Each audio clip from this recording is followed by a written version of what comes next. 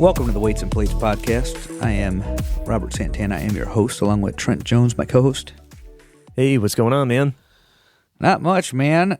What is it, 6:39 here? It's, 9:39 there? Yeah, that's right. My days are... I'm like a vampire, basically. Me Except too. that I don't sleep during the day. I just don't sleep. Me too. I basically work and pass the baby around during the day and then work at night some more. So before we get into the show today, we're going to talk about bulking some more. Okay. This is part deux of the bulking conversation. Before we do that, though, we got to talk about something that's been going around the news in the strength community. Have you heard about the personal trainer in... was it like Bali or something that died squatting? Oh, yeah. And, you know, I looked Have you seen the video? I didn't see the video of him dying. Is that up? It's around. Yeah, it's not hard to find. Do I want to see this?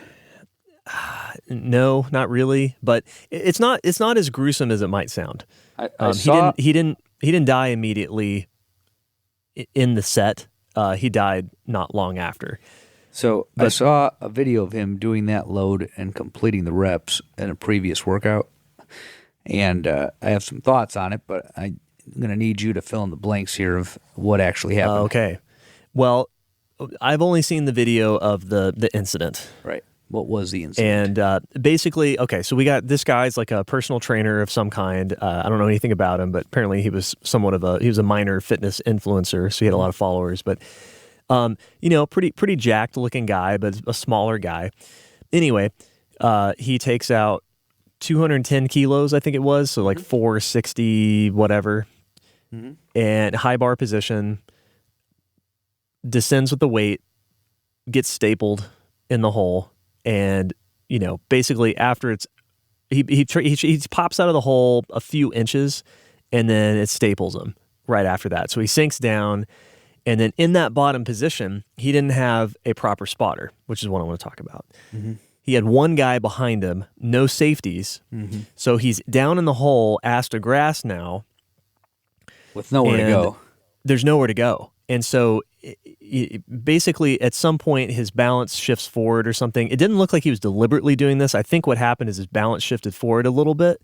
The bar rolls up his neck and then snaps his neck. It broke his neck and killed him. Basically. He face planted with the bar in his neck? Yes, yeah. So the bar rolled forward off of that high bar position onto his neck, pinned him to the ground, and then, it was basically over at that point. That's what I thought happened, and watching his other video, us lifters were creatures of habit, and the first thing I noticed was there were no spotter arms in, and he had one dude behind him, like you said. Right. So my assumption was that he did that during the incident, and that's what I've been telling people. I'm like, you're supposed to use spotter arms. If you don't, you've assumed the fucking risk. I don't, for those of you who have watched me squat outside the rack for a PR attempt. The bar's lower on my back, and it's going to be harder for it to do that to me. But that doesn't excuse me from doing it. I'm just telling you my shitty rationalizations. After what just happened, I've been using them regularly now. But... we hate having spotter arms in. I get it, but, a PR attempt like that, that's probably a good idea. Actually, my PR attempts, the last time I maxed out my squat, as a matter of fact, I did have them in. When I'm doing 1RMs, I have them in. Well, that's what I wanted to talk about. So I think most of the people familiar with starting strength would understand that, you either use spotter arms or you have proper spotters, which means you have two spotters on either end of the barbell. No rear spotter. Like not two spotters plus a rear spotter, no rear spotter. Because a rear spotter is really, I think the only reason you have a rear spotter ever is to help you back in the rack to make sure you don't bounce off of the uprights.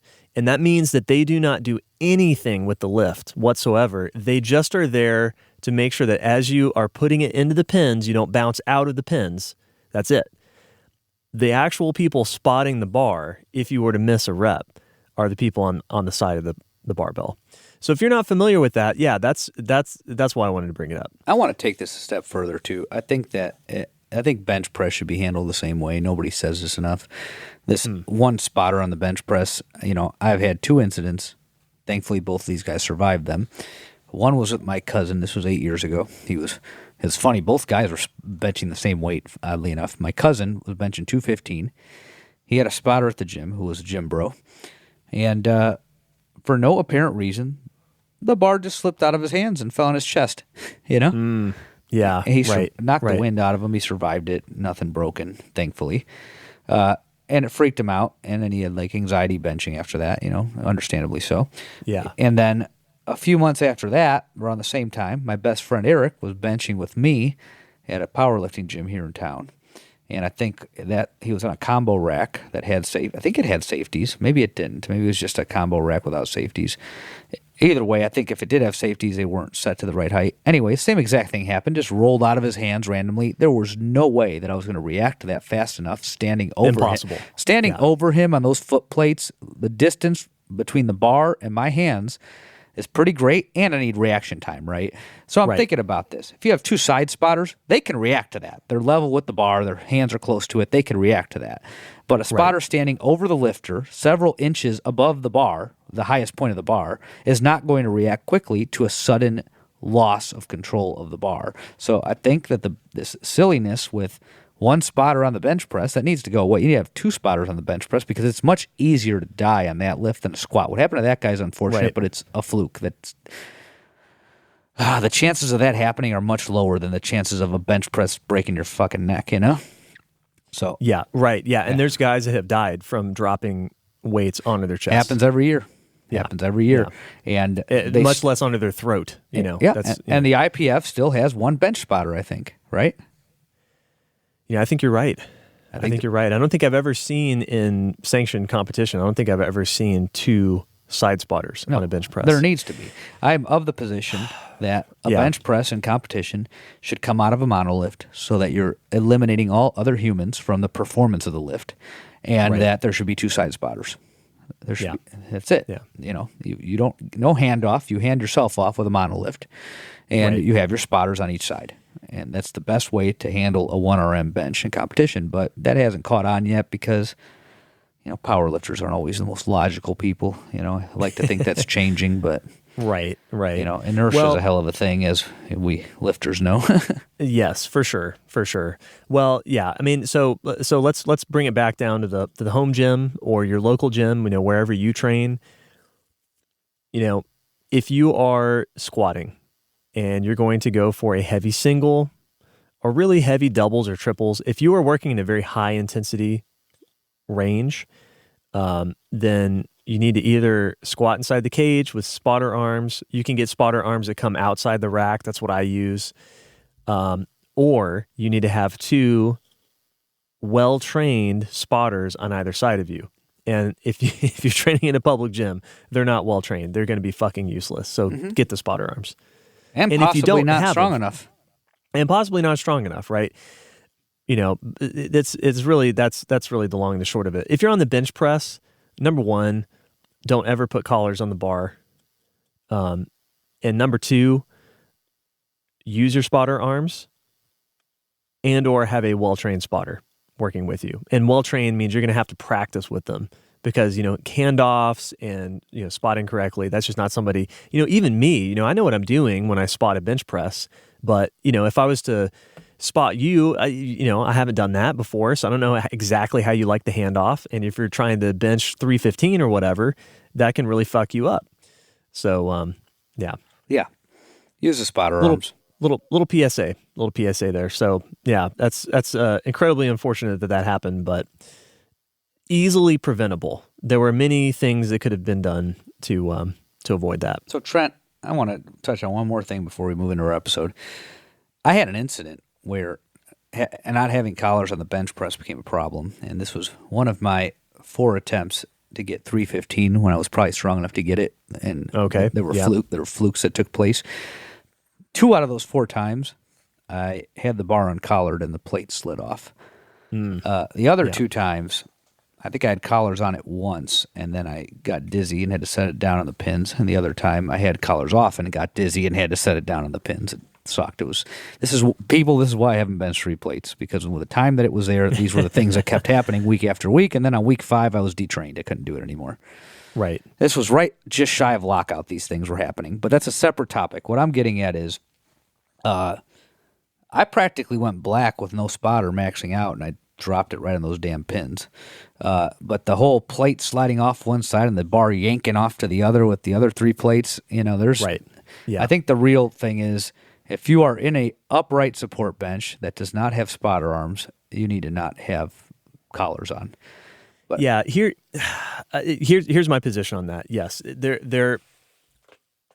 I understand that some people take that risk. The thing is, because I've had this happen with people that I've coached.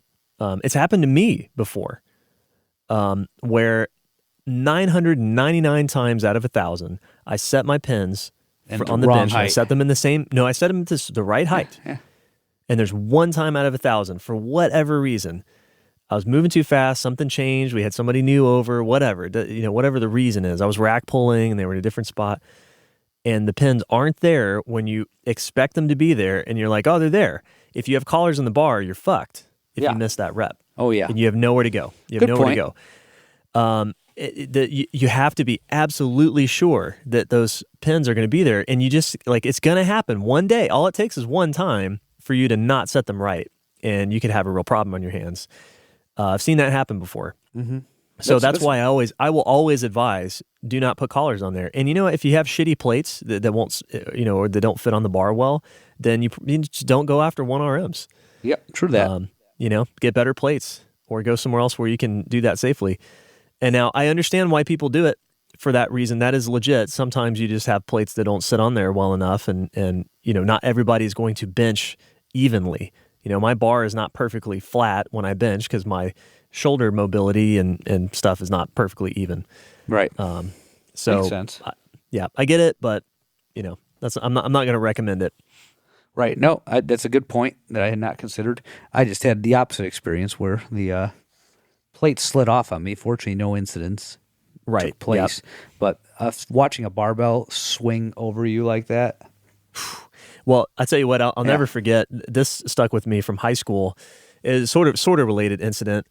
We had a big old offensive lineman. This guy was huge. He was like 6'2", 330, 340. He was 16. That's a big motherfucker. Yeah, he was huge. When he fell on you in the pile, man, it was terrible. He got so carted. heavy. He got carted for the kids' meal. Yeah, right. Well, he was squatting in the rack next to me. And the coaches had, because football got to be efficient.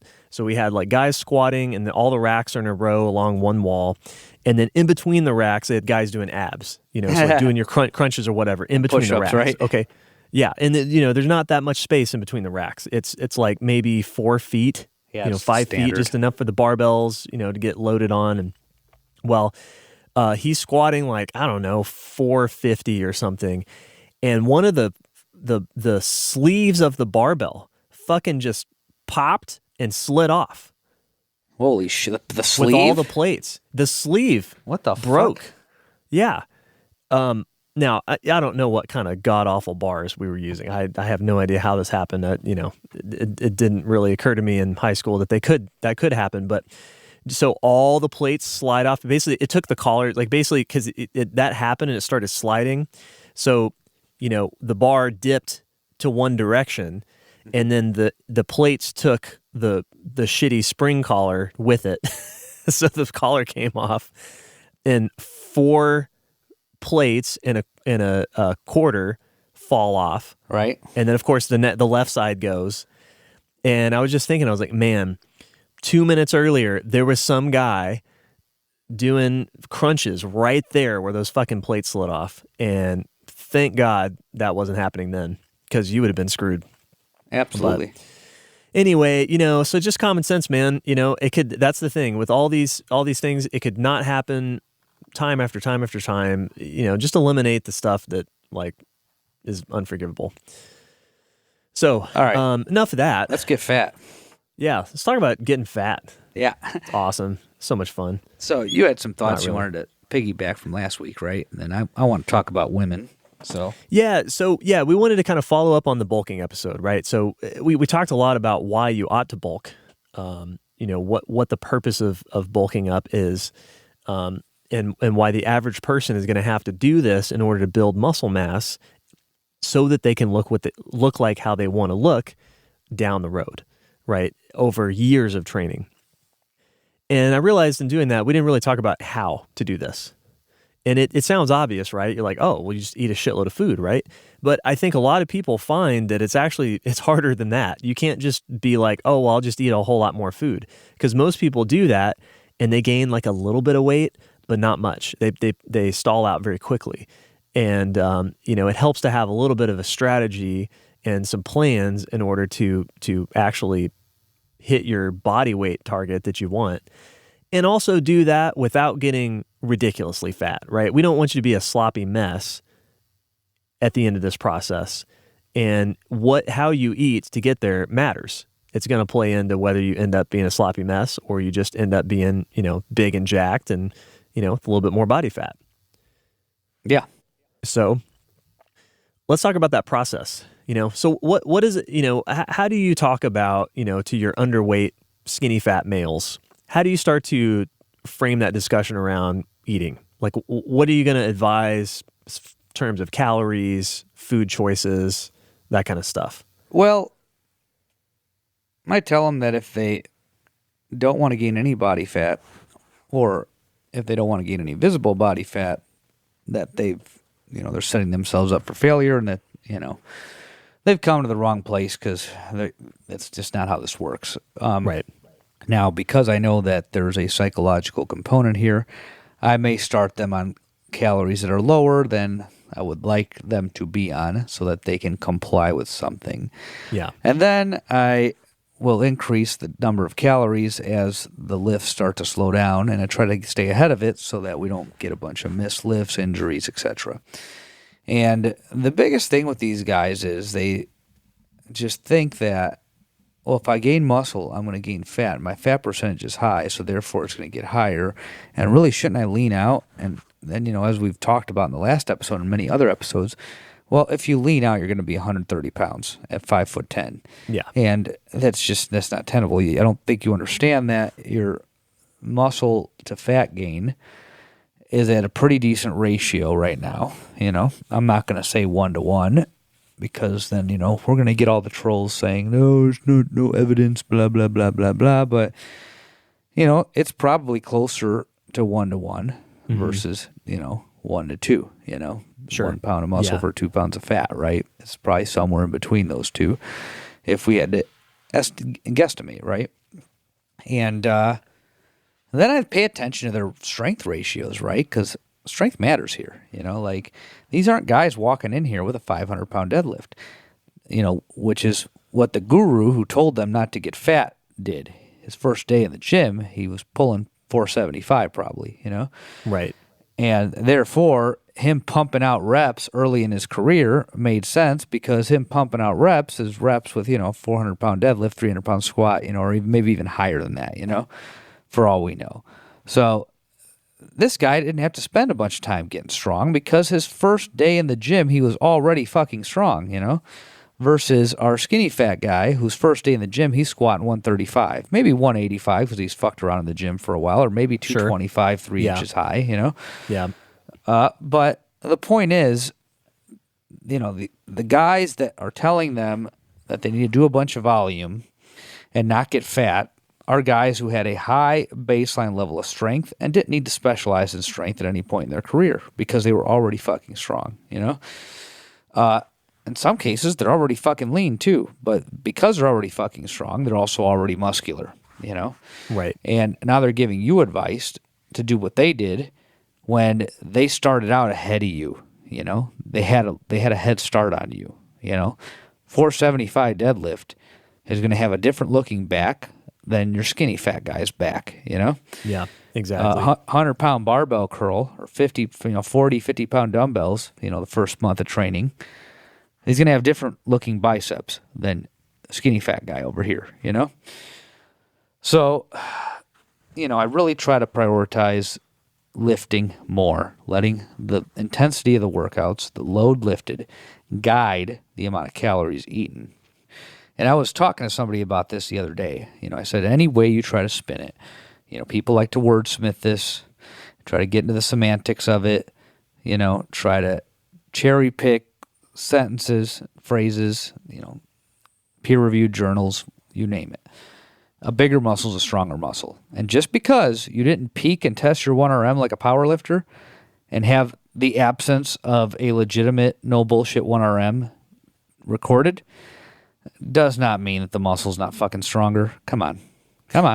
Right. 1RM goes up in almost all the, I haven't looked at every single training study, but I'd probably say that in the absence of studies where there was insufficient stimulus, in the studies where they progressively overload enough and see an effect, that effect is the 1RM goes up, whether it's 30 reps, 20 reps, 15 reps, 10 reps, 5 reps.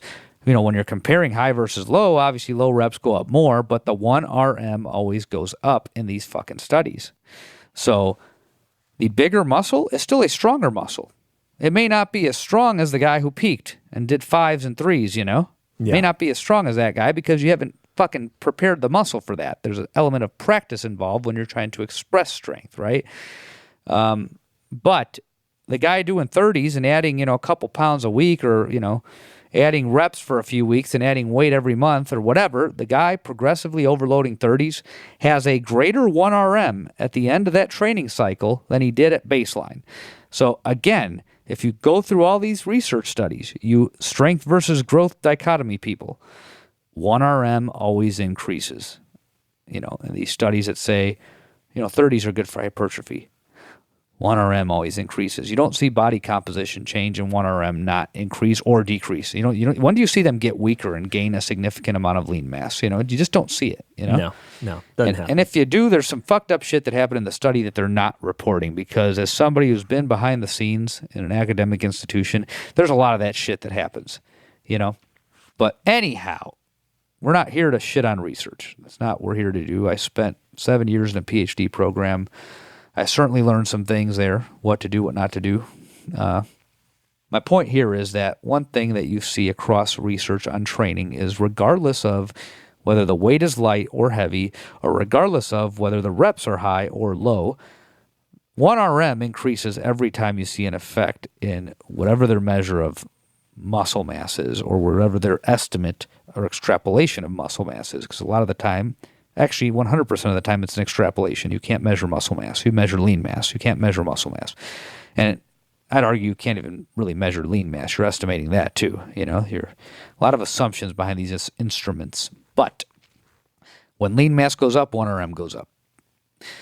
Now, where people try to get into this strength growth dichotomy, 1RM goes up more if the reps are lower and the weight's heavier. Nobody denies that. But 1RM still goes up significantly when the weight is lower and the reps are higher and it's progressed enough. They're going to failure. They're adding reps or weight week after week. You see an increase in 1RM. It's not as robust or significant as if they're doing 5s, 3s, or 1s, obviously. But it furthers my point. A bigger muscle is a stronger muscle. Yeah. That's why they get, that's the adaptation. It's growing larger to produce more fucking force, So I can't hammer that enough. So to bring it back to our point here, the skinny fat guy, if his lifts are getting hard, he needs to eat more. And if he's not sleeping, he needs to sleep more. But let's assume that his lifestyle is pretty stable. He doesn't have a bunch of stress getting in the way. And really the only lifestyle choice that could be interfering is his diet. Yeah. Right? Sure.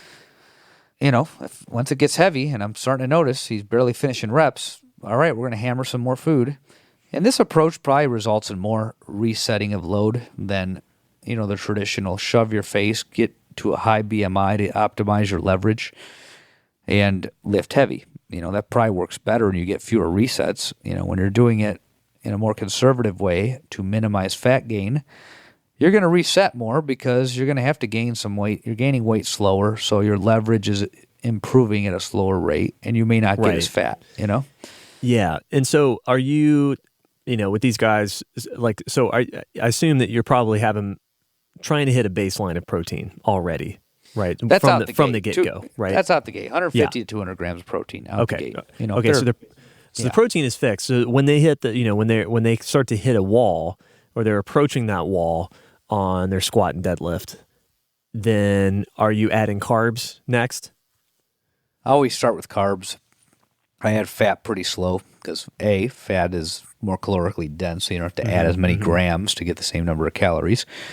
And B, it's not as critical to training, beyond making sure you're getting enough, which is pretty easy to do, as carbohydrates and protein. So, I might add a couple grams here and there while adding 20 grams of carbs at a time, or 30 grams of carbs at a time, or 40 grams of carbs at a time, So that's usually my approach there. There's other things, I might recommend creatine, fish oil, multivitamins, various, depending on the situation, but sure, those are other topics, but yeah, that's how I do it.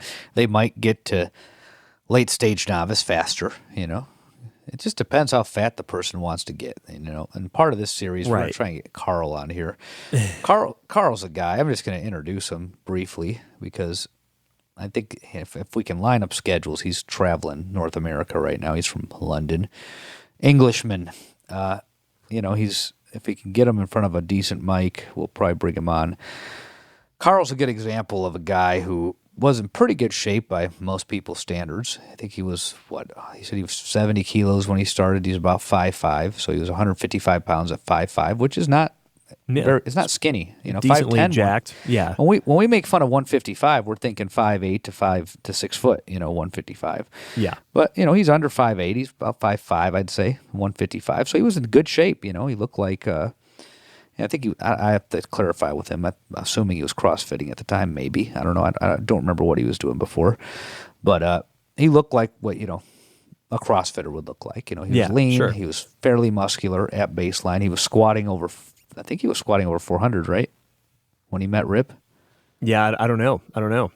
I think he had a halfway decent squat for a small guy, So he's fairly athletic. He could do the Olympic lifts with quite a bit of weight. So he's, pretty decent athlete. And he decided he wanted to get as strong and as big as humanly fucking possible. And he gained 100 pounds. He gained 100 pounds. I don't know what the time frame was. We'll have to ask him. I got some of the details, but I know he gained 100 pounds. He's been heavier than that even at certain points. He's come down, Now he's about 100 pounds over baseline, but I think at one point he was 120 pounds over baseline.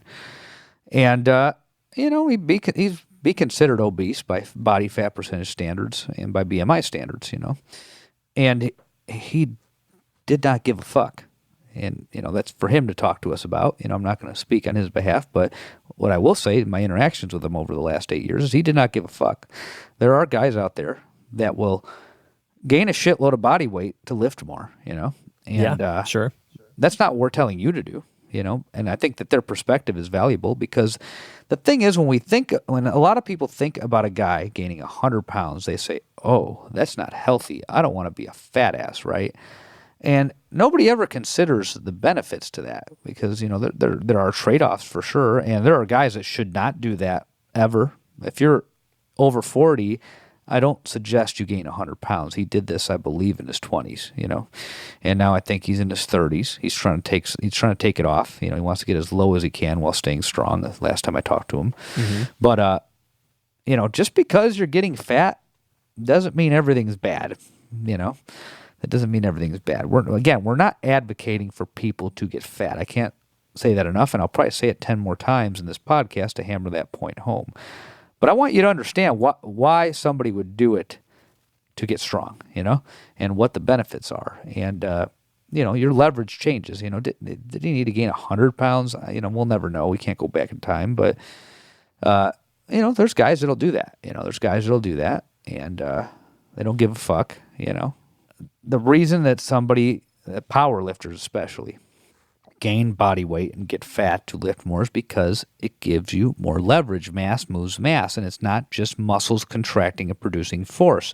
If you have more to push against, it's easier to move the weight. If you push your body against something, like let's say you're trying to move a safe, right? That's the first thing that pops in my head. Safes are heavy, and they kind of glued to the floor. If you push your whole body into it, you can move it right. Now imagine if you're heavier and you don't even train. Let's say you're 100 pounds heavier. It's going to be easier to move that safe, even if you don't train. If you're untrained in 155 and let's assuming you're staying reasonably active, it can still walk around and do things, right? I'm not saying you're just on the couch all day, sedentary, but let's say you're a manual laborer who's obese, right? You're 5'5", 255, right? But you're active, right? You're going to have an easier time pushing that safe at 255 versus 155, even if you don't train, because you have more leverage to fucking push it, For those of you who have watched wrestling, whether it's, pro wrestling, sports entertainment, or actual wrestling, right? Right. If you're, I don't know, let's say 500 pounds, remember Yokozuna?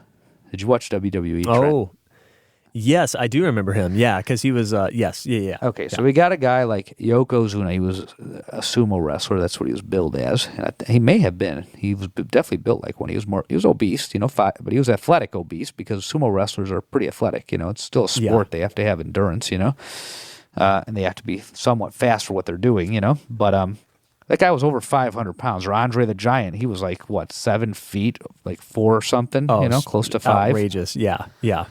Like, okay, let's talk about leverage here. If one of those guys is on top of you versus me on top of you, who's going to be easier to kick out from?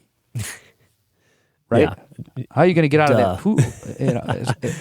You could be full of energy, and if you have Andre the Giant on top of you, you're probably not going to get him off of you. If you're an average person of average strength, right? But if I'm on top of you and you're still full of energy, you might be able to get me off of you, right? Yeah. So just think about wrestling. They pin each other, right? And a lot of those guys are big, but you take one of the extremes, a big 500-pound guy, put him on top of a 160-pound guy, and then take a 160-pound guy, put him on top of the same guy. Who's he going to get off of easier? So there's your perfect example of leverage. A bigger mass is going to have an easier time moving mass or preventing mass from moving in the example I just gave, right? So this is why people get fat. It allows you to lift more. And for reasons we can't fully explain, and you're not going to find a peer-reviewed article on this because it's impossible to measure, when these guys lose the body fat, they're stronger than they would have been, or we think they're stronger than they would have been had they just trained skinny.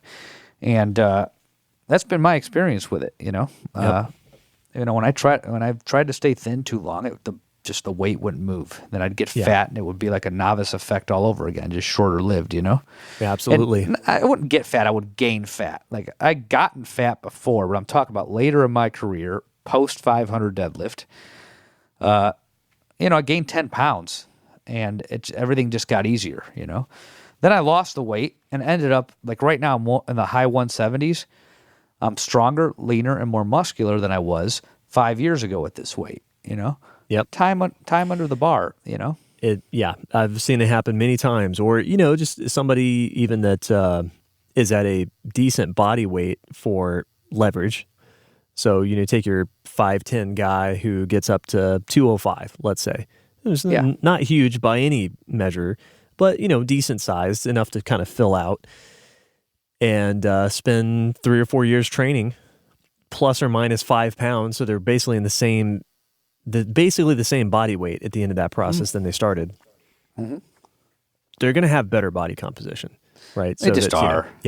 And that's how many times have you seen an obese, man or woman train while they're losing the fat? They decided to take up lifting while losing all this weight they've had their whole life, and they end up jacked on the other side of that, Yeah, absolutely. I remember I knew a girl once at a powerlifting gym I was at. She was a top power lifter at the time, and she pulled 385 at 114. I honestly don't think she was taking any PEDs, and even if she was, go listen to Rip's podcast on this. We're talking about she'd still be fucking strong without it, Yeah, right. Let's just leave it at that, right? But I don't think she was, and I was just very impressed with how this 114-pound girl, who was like 5 foot to 5'3" range, was pulling 385, and she had scoliosis, so there was a leverage. She had scoliosis and long arms, so leverage, right? So that's part of it. But 385 for any woman of any size is a lot of fucking weight, right? Yes. Yeah. Well, one day she posts up a progress picture on Instagram, and she was a big fat girl before, And yeah. then she lost the weight and trained and probably had good genetics for this type of sport. Sure, we're going to acknowledge that. But I'm sure carrying that extra weight around and training heavy while she was losing, getting the novice effect while she was losing 50 pounds, because 50 pounds at that height is like 100 pounds for a taller person, Right. It probably helped, We've seen this before. Yes. Carl goes the distance and loses, let's say, what did he start at? Well, we're going to ignore the 275 because he admitted that was too much. So he's at 255 now. This is kind of where he likes to sit for a heavyweight power lifter. Let's say he goes down to 200. He was 200 about 6 years ago when I first met him in person. And I thought he was pretty big at the time. And not fat. I just thought he was a big dude for his size, Mm-hmm. And I guarantee you he's going to be bigger this time if he gets down to 200 pounds. Guarantee you. I mean, the guy he's squatting and deadlifting close to 600. Even if he loses the leverage and gets a little bit weaker, probably will happen on the squat. His deadlift might actually go up. He's going to be more dense than he was in 2016 when he was 200 pounds, Yep. It's just going to happen. But if he tried to, I don't know that he needed to get up to 255. I don't know that he knows he needed to get up to 255. But had he tried to stay at 200, which for him now as a power, not very good leverage there, it might not have worked out as well, or maybe it would have. I don't know. I don't know, but there's an inflection point somewhere. There's an inflection point, but this is an anecdote that you really don't want to ignore because we keep seeing it time and time again. You try to stay at a low body weight and train. The bar doesn't move. You don't become more muscular. You're stuck. Then you get a little bit fat, or maybe a lot of bit fat, and everything skyrockets like a rocket ship. Then you lose the weight, and guess what? You're bigger and leaner at a heavier body weight, Yeah. We've seen it happen time and time again. And yes, it's an anecdote, but also you can't fucking prove otherwise. We don't have the instrumentation or the resources to try and prove this shit. We don't have time travel. You can't have a person go through something, then go back in time and have them not go through it and compare the two results. Right. Scientific research is limited. Even if you do it exactly as it's intended, it is limited. You can't answer this question. So it's just kind of a moot point, right? But, coaches around the world will tell you, when you gain body weight, fat and muscle, you're going to end up more muscular in the long run. Yeah. So, we kind of talk about gaining weight as if it's like this obvious, easy thing to accomplish. But I know for a lot of people, it's not. I remember, man, it took me a while when I started the starting strength novice linear progression at 5'8", 155 pounds. I was somewhere around there.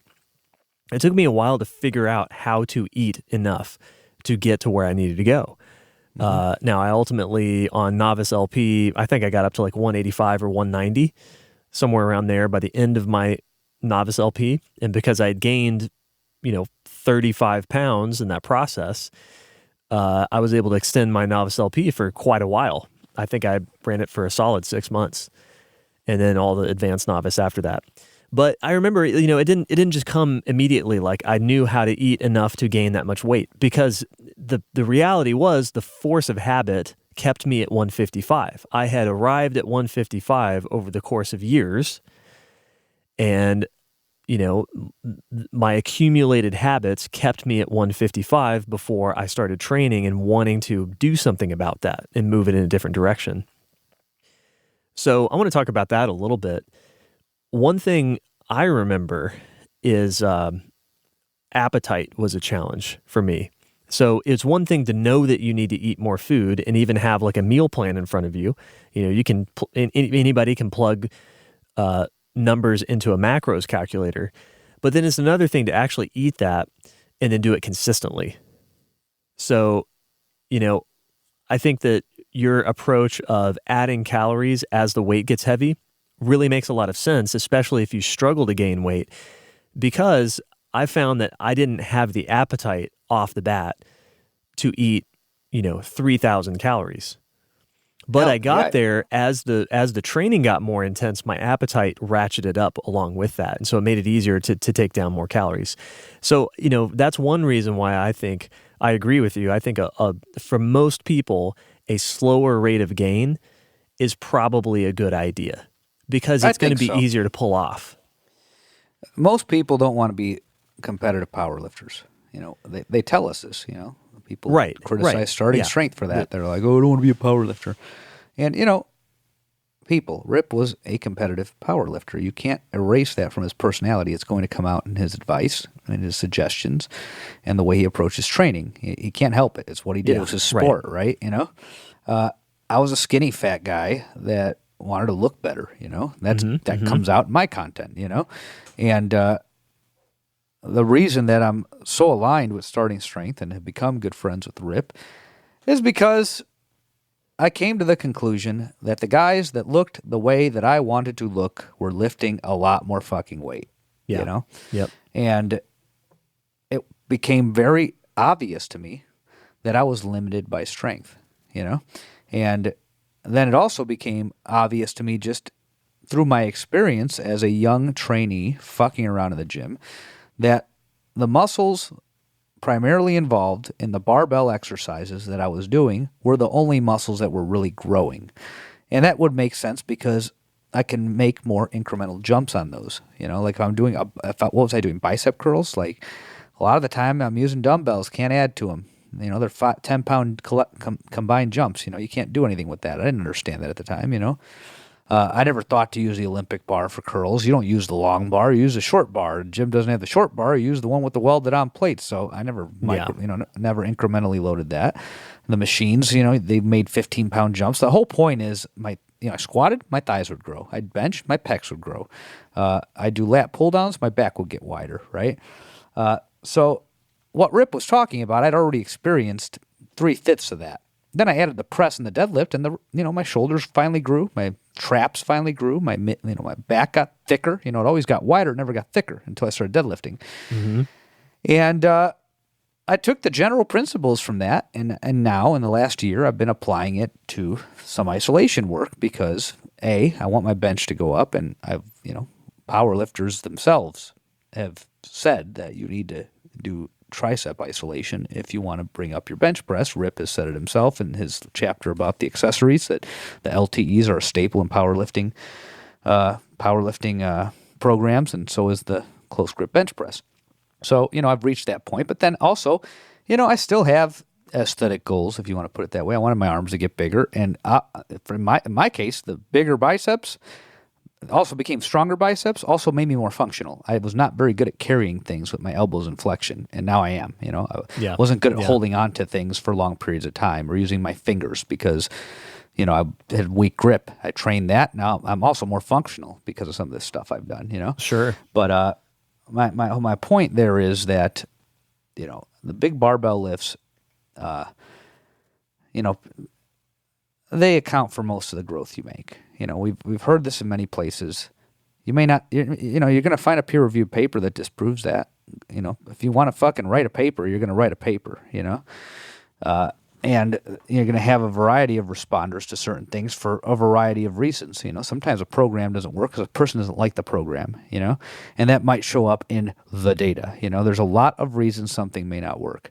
But what we have generally seen, personally and in coaching people, is that heavier barbell lifts put on a lot of overall size, and as the lifter spends more time with it, you start to see weaknesses develop. Like my girlfriend, she does bikini shows, and she needs deltoids, right? I had her press that helped her deltoids, and later on, it dawned on her that she didn't have much bicep going on. Then it hit me in the head. I'm like, well, wait a minute. If you get your biceps bigger, it'll make your delts look more defined. Same with your triceps. So we started doing arm work, and now she's starting to get that development that they want for that contest. Anyhow, skinny fat guy, back to you. You got to get stronger, man. 200-pound squat is not heavy. 225 is not heavy. It's a good milestone. Congratulations. I'll always celebrate a guy hitting 2 plates the first time, but you're just getting started, Right. Yep. The guy who told you that you don't have to be strong, he squatted 550 for reps. Yep. Exactly. And his first squat was probably 315. He never had difficulty squatting 225. So his advice is not pertinent to you. He doesn't understand what it's like to be you. Exactly. Yeah. Yeah. Well, and back to the topic of bulking, that's it, as those weights climb up, your appetite will come up as well. Mm-hmm. Now, I think there's something that is kind of overlooked, and this is something I really haven't paid much attention to until fairly recently, is for that person who is, skinny fat and skinny guys. I think you could both throw both of those people in this category. I have found that one of the barriers to them getting the calories in that they need is satiety. And I think there's a couple elements to this, right? So, but basically the basic problem is these people will eat a meal and then they're just full for like hours, and then they don't eat again until the next big meal, and then they're full for like 4 or 5 hours, and then they eat again. So they might get 3 square meals in a day, but they're not getting anything more than that. And they're definitely not getting any snacks or anything like that to help push up their calorie content. And so I haven't really paid attention until fairly recently to the composition of the meal, right? And focusing on digestibility, right? And satiety. So I wanted to ask you about that. Do you recommend like certain food choices for someone that's struggling to get the food in so that they can, digest meals easier, get more meals in? How do you handle that? So first, there's 2 types of skinny fat guys. There's guys that are, never actually gotten fat. They're just soft and squishy, Right. And then there's guys that lost 100 pounds and are skinny fat.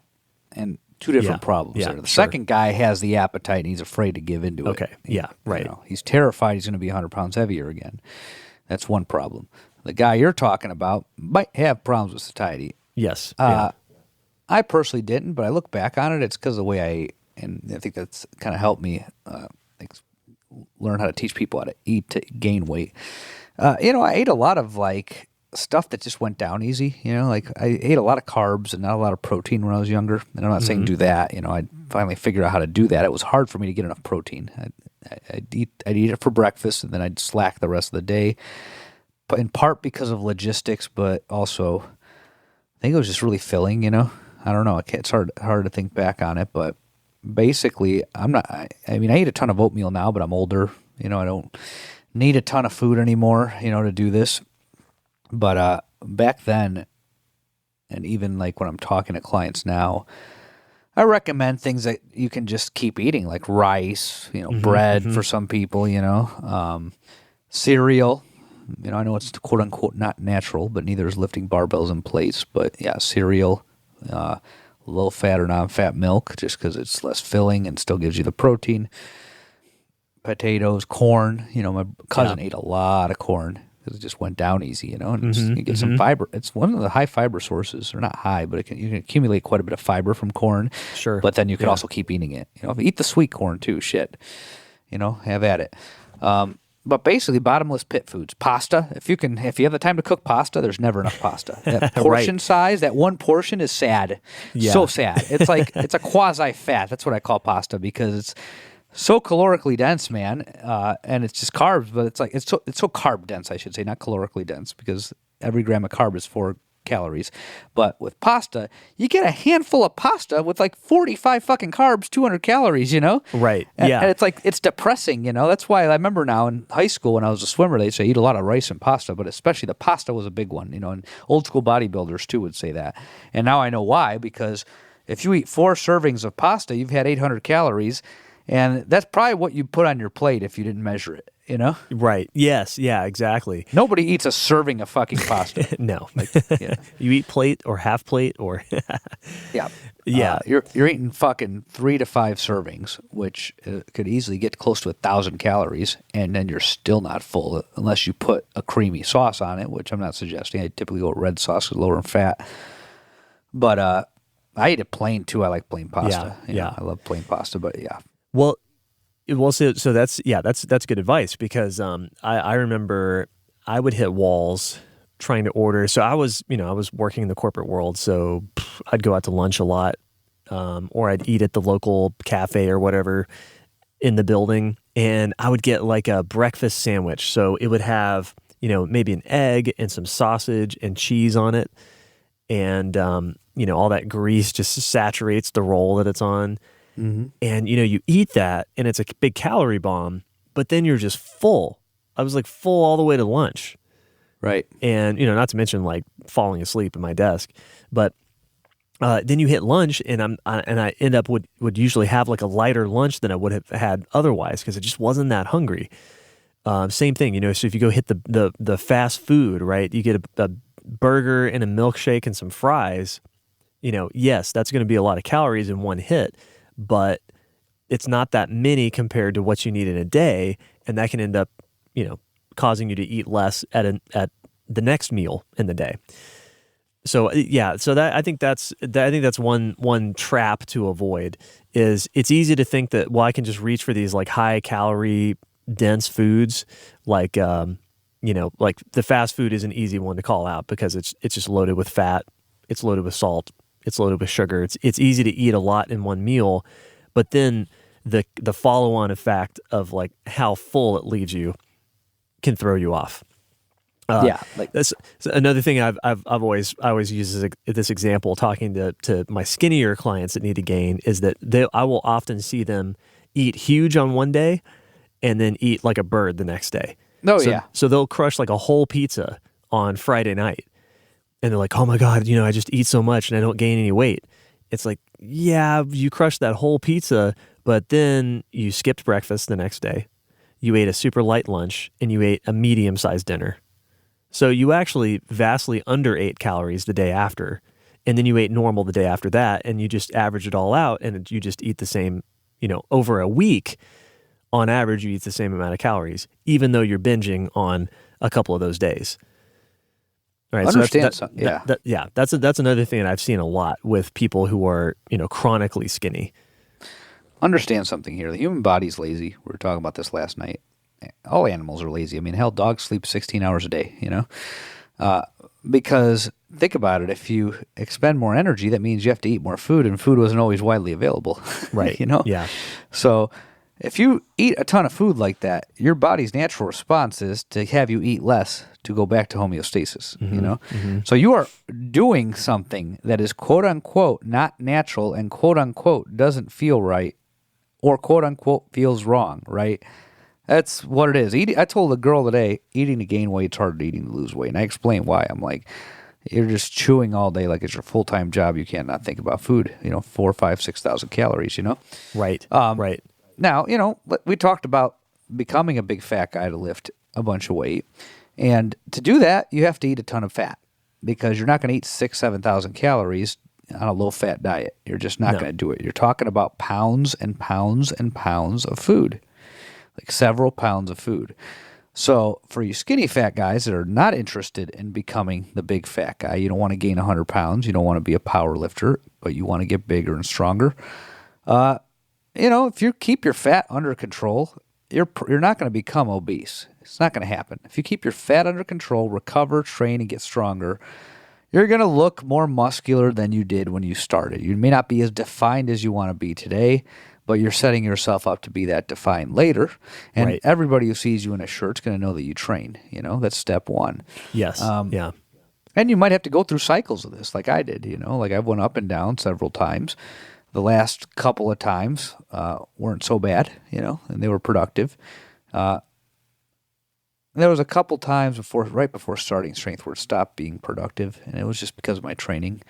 But, when I had my first novice effect at 19, I got to the 100-pound dumbbells for, 3 to 5 reps or something like that. I think 4 reps. On the bench press, I squatted over 300. I don't remember what. I think I had 315 on there. Knowing my 19-year-old self, I would have wanted a third plate on there. I know for sure I hit 275 those years. I deadlifted 3 plates, like just mediocre numbers, but I got the novice effect. I got up to 200 pounds and trained, got stronger, then lost the weight. Repeated that process throughout my life. I'm about close to 180 pounds and probably 14% 6% body fat, something like that. Looks like I've gotten leaner lately. I don't know how. I was creeping towards 180, and then I dropped towards 176. Now I'm sitting 177, 178, but I'm leaner than I was even a month ago. It's kind of interesting. So, it's a long, drawn-out thing. I mean, you got to, let's really address the elephant in the room here. You got to really want to fucking do this and really like lifting weights and really care about this shit if you're going to go down this road, because this is a long fucking road and it's frustrating. The longer you do it, the less predictable the outcomes, the less predictable your training is. You start taking on more life responsibilities. It gets harder. You got to really love doing this, and you got to really accept that you're not changing all that much, but so like right now, if I were to look at this numerically, objectively, I haven't changed my body that much, but I am that much happier with what I've accomplished. So, you gotta be there. You gotta be okay with you gotta be the type of person who's, pleased with a mediocre result, Yeah, well, you fall in love with the process. Exactly. And there you go. You're summarizing it better than me. Yeah, you fall in love with the process, and you get your pleasure out of how well you execute the process rather than what result comes out. Mm-hmm. If I'm getting no results, then that means my process sucks, right? Yeah. That I need to fix that. So, that's part of it, right? It's not that you accept 0 results, but the results become secondary to the process. That's the way I think about it. That's a good way to think about it. I mean, that's why I tell people, I'm like, if you just want to, if all you care about is looking a certain way at all costs, then you need to go talk to a drug coach, a steroid coach, because that's why they do steroids, because it gets you there faster, Doesn't mean you can't train. Doesn't mean it's easy either. It's a whole lifestyle you're agreeing to when you get on steroids. Right, exactly. It's really, the funny thing is, Andy talked about this on his show, and he might have talked about it on the episode that we did with him, that, isn't it funny how these professional bodybuilders who are pushing their bodies to the extreme, they have the benefits of elite genetics, lots of drugs, and yet they still feel like they have to train hard, lift heavy weights, and eat a bunch of fucking food, like a lot, right? Yeah, they're eating 6 times a day, 7,000 calories.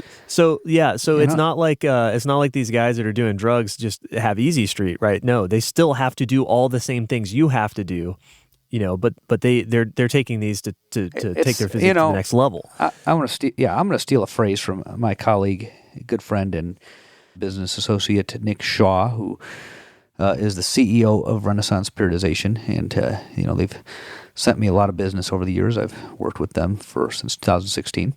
They did an entire episode on steroids. So if you're interested in learning about steroids and bodybuilders and elite physique competitors, this is a good episode to listen to, because the phrase I'm about to steal was that you guys would think it's a shortcut. It's actually a long cut, because you end up doing more work and agreeing to a very high maintenance lifestyle when you start hopping on that shit, especially if you want to go very far with it, Right. Because, they have to take the drugs, first of all. Now that's responsibility. You skip drugs that can fuck you up. So you have to keep taking them. Then you probably shouldn't drink alcohol. I know people do it. You're not supposed to. You should not do it. The bodybuilders don't do. A lot of them don't drink, because think about it. A lot of these drugs are hard on your liver. Some are hard on your kidney. Some are hard on your liver. So now you can't drink. So if you like to drink and have a social life with alcohol, that's out the window, right?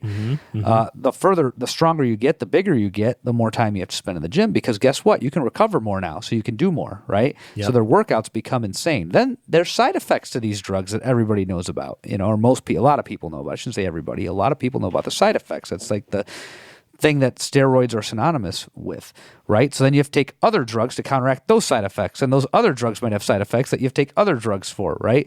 So, these people are very similar to older people in an acute hospital, or even in just older people with a lot of medical conditions, they're popping shit and sticking shit all day long, every day for the rest of their fucking life. Because what I've heard from these guys is once you're on, you stay on. You don't. It's not like you get off. Some guys will say, "Oh, I cycled off," but what does that really mean? I think a lot of these guys are on testosterone all the time. Yeah, because they have to be. A lot of the guys, they talk about cruising. I think that's the slang for it, right? So they might cruise, which means they're not blasting, right? Blasting would be the opposite, where they're doing like stacks, but they might cruise on 400 milligrams of test a week. Yeah. Which is a lot, people. Which is a lot. That's TRT. That's about 4 times average TRT dose. Yeah, right. And 2 times the max. And that's just them. That's just them the laying out, relaxing. Like, hey, I'm kind of taking a break. Yeah. It's a long cut. Yeah. Like Nick Shaw said, it's a long cut. If you want to hear more about that, that was a good episode. So Rip's episode on steroids was great in the context of athletics. Just general sports. Not excluding bodybuilders. Baseball, football, weightlifting, powerlifting, etc. And it was a great episode on the context behind steroids for athletics. The RP episode was very good in terms of steroids in the context of physique. So, you could be a jerk off and get on that shit and be irresponsible with it, but you're going to pay for that dearly. It will fuck up your health if you do that. So again, the only reason we got on that topic is because there are guys that just purely care about achieving an appearance. And if that's all you fucking care about, drugs are going to get involved one way or another, or you're going to have to give up on it, because you're not going to sit here and work hard for 20 years and dramatically change your appearance into, it's just not going to be that dramatic is what I'm saying. Yeah. Unless you A, have the genetics, and B, are willing to, go that extra mile and take drugs. I'm very happy with modest results. If you're not happy with modest results, then you need to talk to somebody who just specializes in changing the way you look. That's a different situation than training. When you're training to change the way you look, for many people, not all people, some people get a very robust response. They just get really big and strong, and it's awesome. But the majority of us, you get a mediocre and sometimes below average response. Yep. So you have to really like this, and the same thing with powerlifting. If you want to get really fat and lift and squat 1,000 pounds, or maybe not 1,000 pounds, but if you want to be 600, 600, 700, 800, that might require drugs. And I defer you to Rip's episode on Starting Strength Radio about that. Again, that's a long cut too. It's not a shortcut. It is definitely not a shortcut. Yeah. It's a lot. It's high maintenance lifestyle, and my lifestyle is already kind of high maintenance with the training I do. So I see no point in it for myself. But the reason we even touched on that here is because if you're going to do this the old-fashioned way and train and eat right and care about your health and try to gain as much muscle and strength as you can naturally, whatever that even fucking means, then it's going to be a long process. It's going to be frustrating. And you might just get, a modest response, and you got to be happy with it because you have to enjoy it. I do. I'm happy with where I'm at right now. What a sales pitch. I know. I'm not a very good business person. I'm not a very good business person. But you know what? I've been training for 25 years. There's a lot of guys I know that hopped on drugs and just trained like jerk-offs who got hurt or whatever, got off the drugs. They're in some cases 50 pounds lighter than they were when they were on the drugs, and they barely train now, Right. Yeah. Or don't train at all. I knew a guy in high school who was a shredded 200. His wrestling coach apparently encouraged steroid use. And he was like 200, jacked, no neck, and then now he just looks like a skinny guy, kind of lean, Right. He's like 155 pounds. He still acts like he's 200 pounds. He's a total alpha.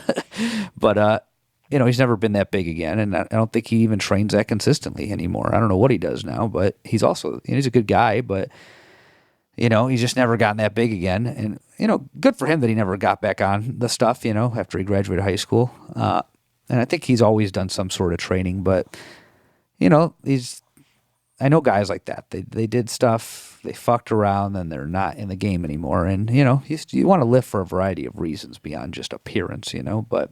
Right. My sales pitch that is true, tried and true, and I think will resonate with a lot of you is somebody who trains is always going to look better than they did if they didn't train. So I send you home with that. Absolutely. Oh, man. So we touched on a lot of things there. Yeah, it went deeper than we thought we would. Yeah, right. We're There's both just fucking tired, but we pulled it off.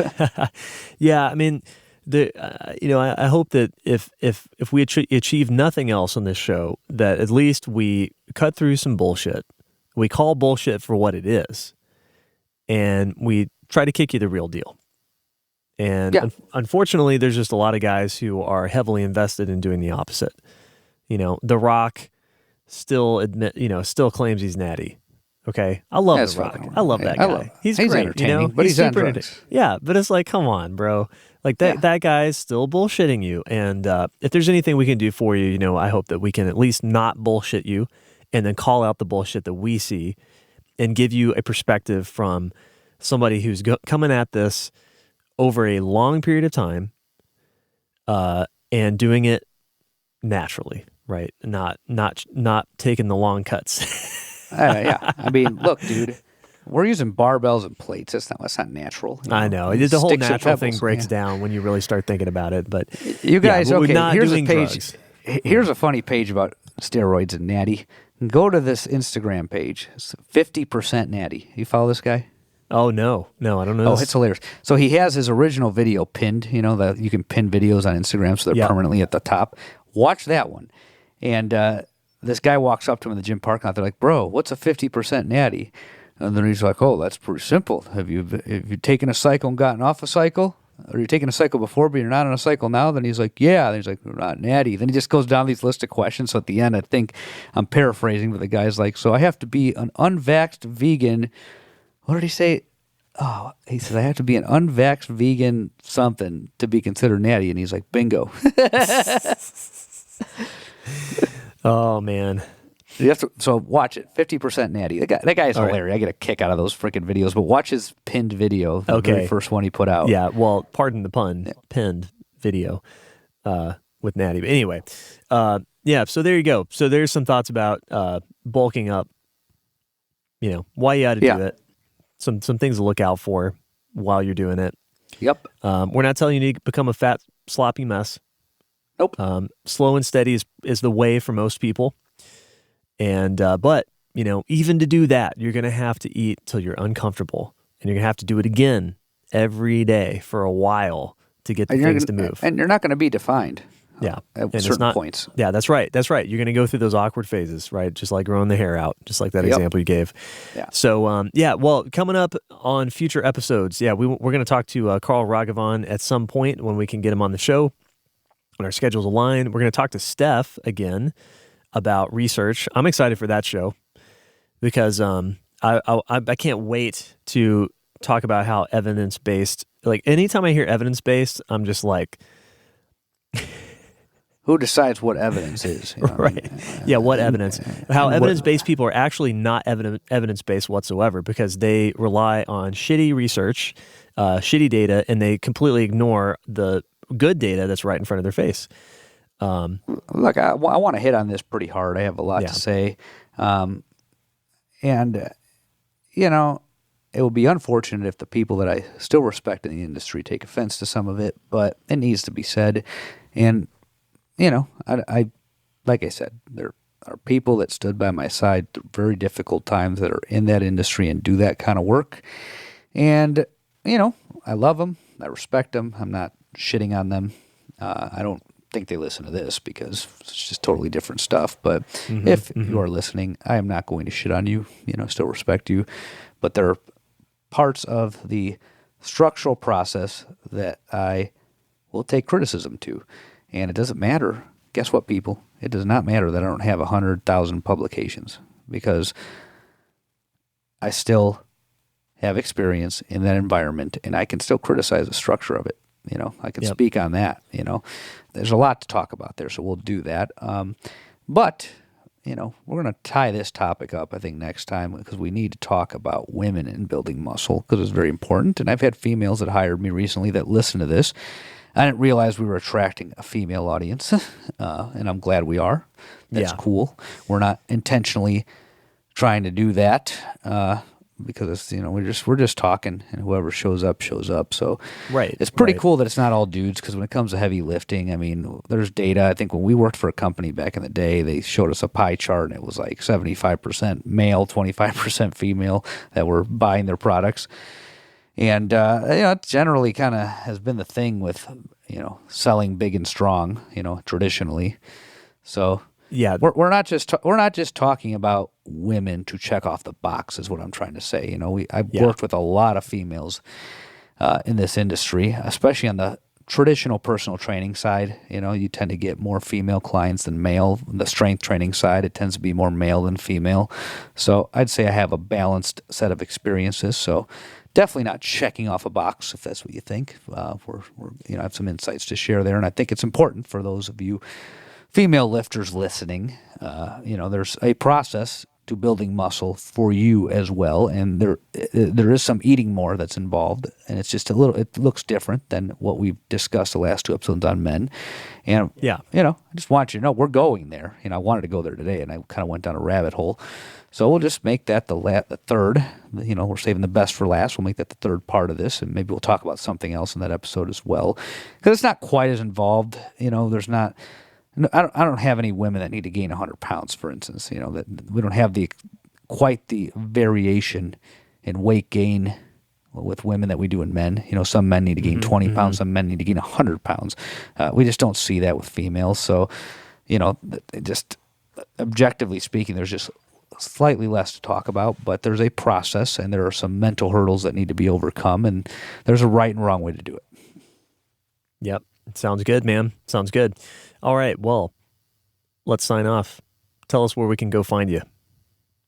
You can find me at weightsandplates.com, where, I've lived for 7 years on the internet, and, we sell online coaching, diet coaching, strength coaching, have a couple other dietitians as well. If you don't want to work with me directly, we have a few different people on there, but I am the strength coach on there. So feel free to reach out if you're interested in coaching services. I'd like to, offer some other things, that I have, a book that I'm working on. Eventually I'll finish.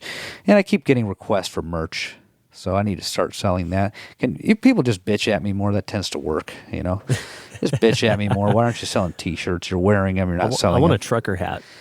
That's what I want. Weights and Plates trucker hat. Trucker hat. Yeah. I wonder how many of those would sell. Pretty sweet. Yeah, sure. How about a cowboy hat? I don't know. I'll buy one. You got one. At least, yeah. I got one sale. I need a flag too. I need a flag. That's what I need. That's the other thing I need. That might need actually, to get Weights and Plates flag. There's a lot of things that would probably sell on the merch side. Just people bitch at me, and I'll get it done. Right. I need it. I need bitching. Okay, so there's there. Then my content that I keep regularly going is on Instagram at _Robert_Santana. I have a sad gym page that I keep trying to revitalize. Weights _and _plates for the Phoenix gym. If you're in the Phoenix metro area, I have a gym here in the South Mountain area, south of Sky Harbor Airport, 32nd Street and Broadway, not Avenue. And we offer one-on-one personal training, and we have gym memberships, and we use a starting strength method. No bullshit. I think you'll like it here. Nice little hangout. This is also where I record the podcast, so you might see me doing this live periodically.